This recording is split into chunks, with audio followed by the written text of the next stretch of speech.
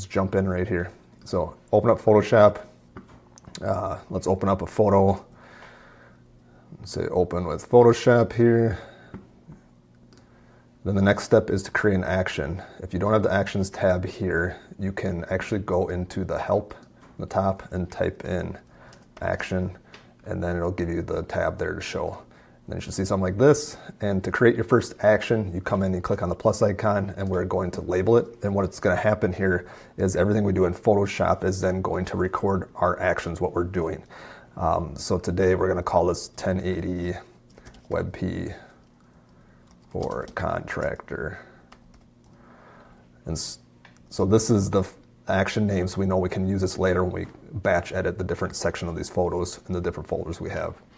All right, so we create that. When we click record, it'll now automatically start recording our actions, what we're doing. So the first thing we want to do is we're taking this photo that is 4,000 plus pixels wide, and we want to go down to 1080. Come to image and do image size. Change that 1080.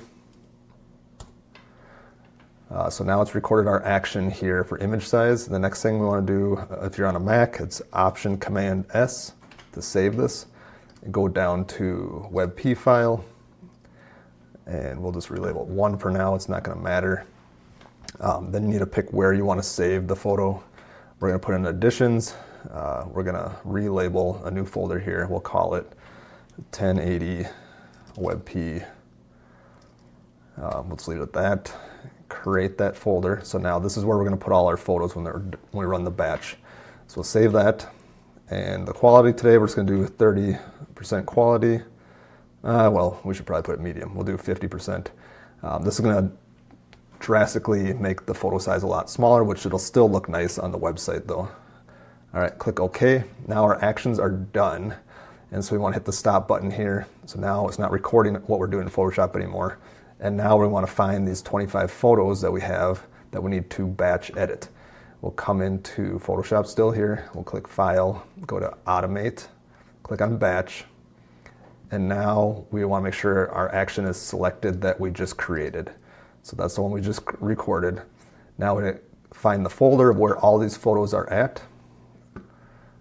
So we have them right here in the additions.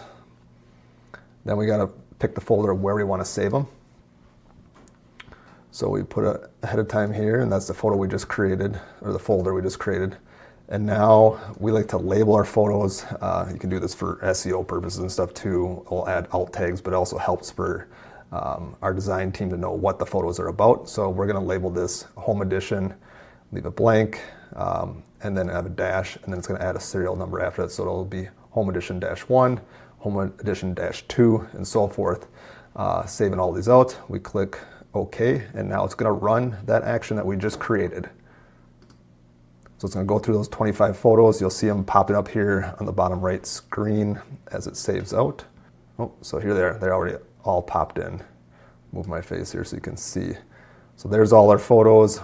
If you look at the first photo up here, that was 1.8 and it's 3,000 pixels. The first photo here, same photo, it's now 100 KB and 1080. So all these photos will now be ready to upload to the website. They'll be a lot smaller. This works good for like a photo gallery. If you're saving for a banner image, you want to do 1920 pixels wide.